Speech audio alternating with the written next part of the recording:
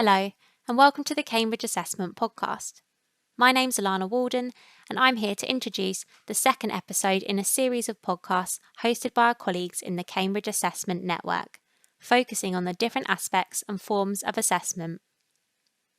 In this episode, Loic from the Centre for Education and Youth discusses a report on building a better future for assessment. We look at how assessment can transform teaching practice and student outcomes and championing assessment as a career pathway for teachers. So today I'm here with Loic Menzies from the Centre for Education and Youth, and in December they released a report along with Pearson UK called Making Waves, Building a Better Future for Assessment, which had the aim of casting a light on what schools and teachers need to tackle the big challenges around assessment. So welcome Loic, and thanks Hello. for coming today. Thank you for having me. So first of all, would you like to just introduce yourself and tell us a bit more about the Centre for Education and Youth and what it is that you do? Yeah, absolutely. My name is Loic, and I'm the Chief Exec of the Centre for Education and Youth. And we describe ourselves as a think and action tank. And our job is basically to work across the education and youth sector and to bring together research, policy and practitioner and young people's insights. So really to try and provide the evidence and expertise that policymakers and practitioners need to support young people better. So we act as that kind of bridge between all those different parts of a sector who sometimes unfortunately don't talk to each other as much as would be good. So today we are speaking about the Making Waves report. What were the driving forces behind the report and how did it come about? So I've been really interested in this area for a long time, actually, because back as a teacher, I used to really struggle with assessment. We had really unrealistic expectations around how much assessment we were expected to do, and by that I mean quite meaningless assessment, the kind of ticking and flicking through a book. And I was so frustrated by that because the expectations the school had on me would have taken me 15 to 20 hours a week to comply with. And that sort of notion of assessment as a form of compliance and something that kind of was divorced from its value and purpose was something that really frustrated me. And it was only when I moved into research and into policy that I began to realise that actually assessment is a real pillar of good education and good teaching, because there's just no other way that you can really understand your pupils' misconceptions and plan your teaching and support their progress. So that kind of tension between what I'd experienced as a teacher and as a school leader and what I could see was needed felt to me like something that needed resolving. So a few years back, I co-authored a report called Testing the Water that looked at trying to understand the purpose of assessment and some of the issues and challenges with assessment. And this is kind of a next step in that. So Making Waves is all about building a better future for assessment and thinking about the role that teachers themselves and schools and at every level can take in using their agency and using their expertise to use assessment for good. You said there a bit about your experience as a teacher. What was the status quo you found in assessment in schools? What does it look like currently? I mean, this is a few years back, and fortunately, I think the conversation has moved on to some extent. But at the time, there were very much top-down expectations from school leadership, which were justified on the basis of needing to be done in order to comply with Ofsted, and quite often a misconceived idea of what Ofsted might want. And so we were being told that we needed to be showing that we'd looked at people's books. We needed to be showing that we had given it a mark. We need to be entering data into spreadsheets, whether or not that data was meaningful or not. So it was completely divorced from what as a teacher I considered to be the purpose of my role. So it was not something that was there for helping pupils to learn. It was something that was there to demonstrate compliance. Yeah, and then would you say that sort of kind of meaningless or purposeless assessment was, it was kind of negatively impacting on teachers and pupils as well? Hugely, and actually there was a study just published a few months back by John Jerram at the Institute of Education at UCL, which actually showed a really strong relationship between marking and poor well-being amongst teachers. So, I mean, another area I do a lot of research in is around teacher recruitment and retention, so the teacher workforce. And we see there that what levels of workload are problematic, but that part of the reason why they're so problematic is because they're not seen as demands on teachers' time that are meaningful and worthwhile. They don't, what teachers are being asked to do sometimes in that time is not what they went into teaching for. And that's often the case when it comes to these sort of compliance-based assessment policies.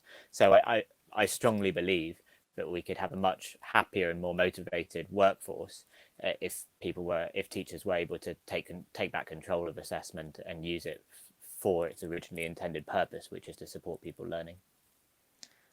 What do you see as the kinds of innovations that could inform teaching practice and support learner outcomes? So one of the interesting things about this study is that it was actually in many ways more about how you implement a change and how you design an initiative to maximize your chances of success, as it was about assessing a particular approach to assessment. Because actually I think often it's more about how you implement something that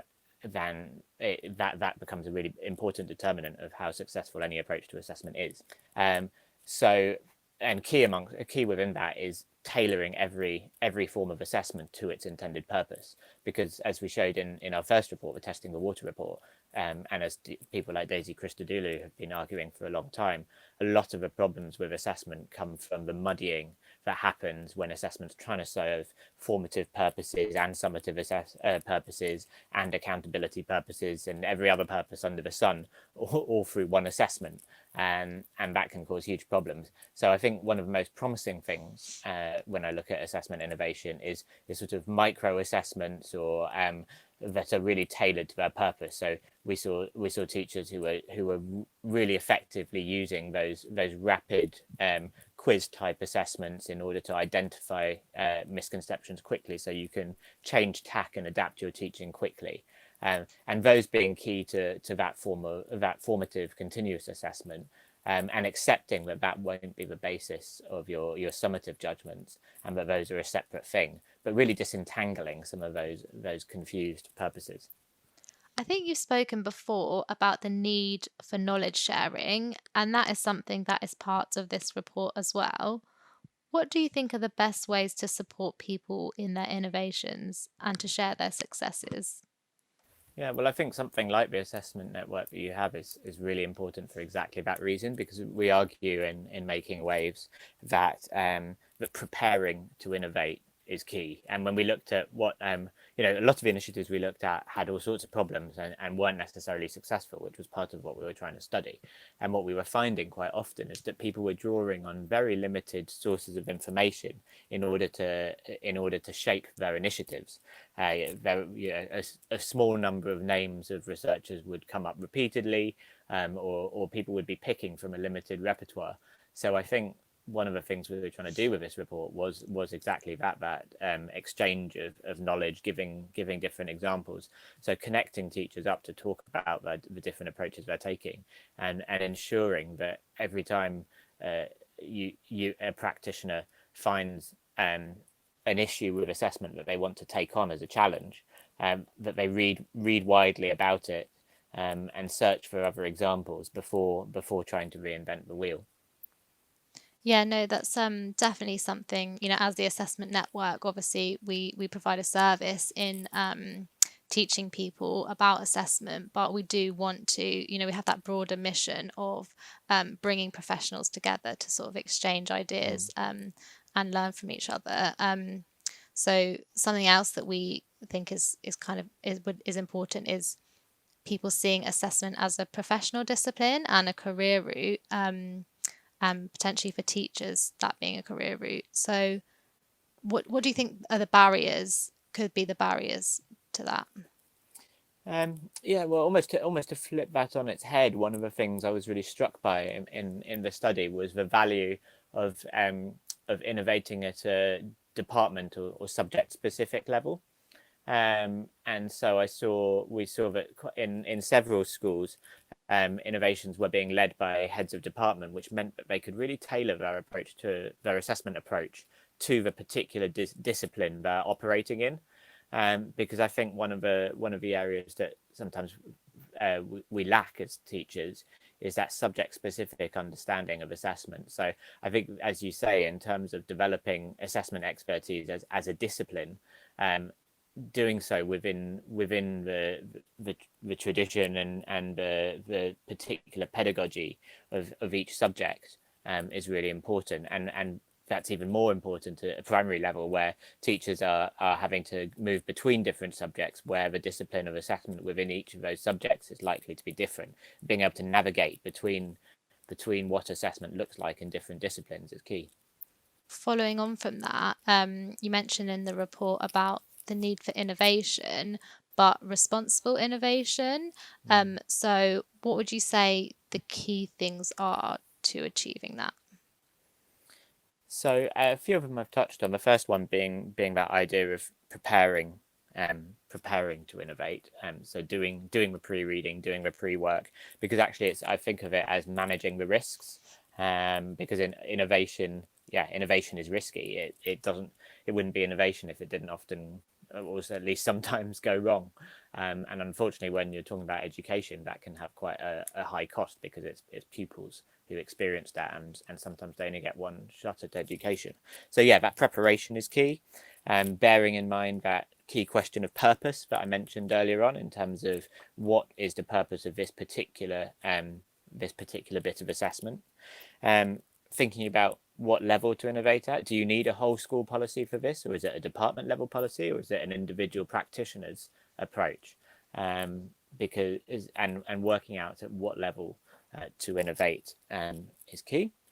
Also, the question of if you're learning from another approach, if you're implementing something that you've heard about elsewhere, how tight or how loose to be about that innovation. And what I mean by that is that if you've got a tried and tested approach that's been properly trialed, it's actually really important to implement that with fidelity to the model that has been tested. However, if you're doing something quite new, you might want to be able to duck and dive and change and respond quickly in a really agile way to what's going on. So we saw some of our innovators in Making Waves had tried something and quickly realized that it wasn't working how they expected, so they changed it. And they were only able to do that because they had quite a loose experimental approach, and they were constantly gathering feedback. So are you going to do something that's already got a solid evidence base, and therefore you're going to do it for a fixed period of time following a fixed model? Or are you doing something more experimental, in which case you need much more rapid feedback and much more rapid adaptation?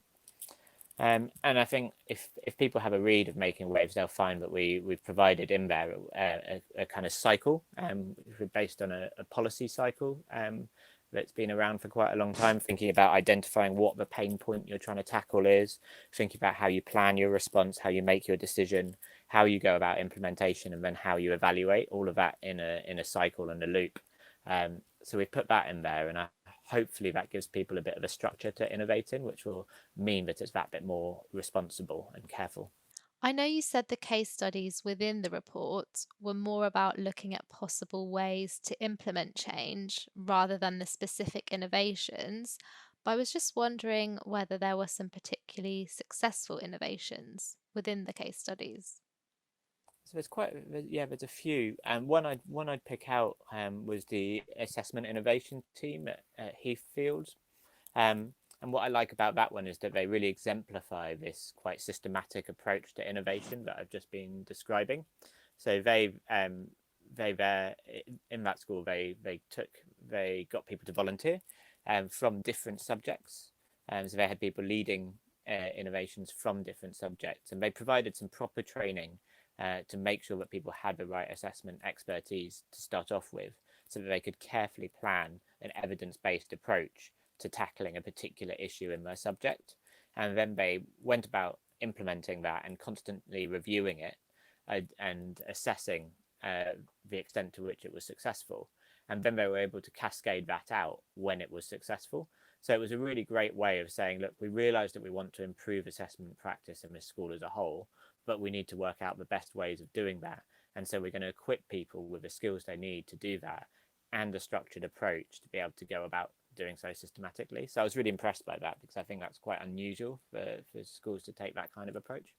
Yeah, and it seems like a good way for you say the idea of cascading, maybe a few people within the school having a deeper level of understanding of assessment, and you're kind of able to spread that more widely.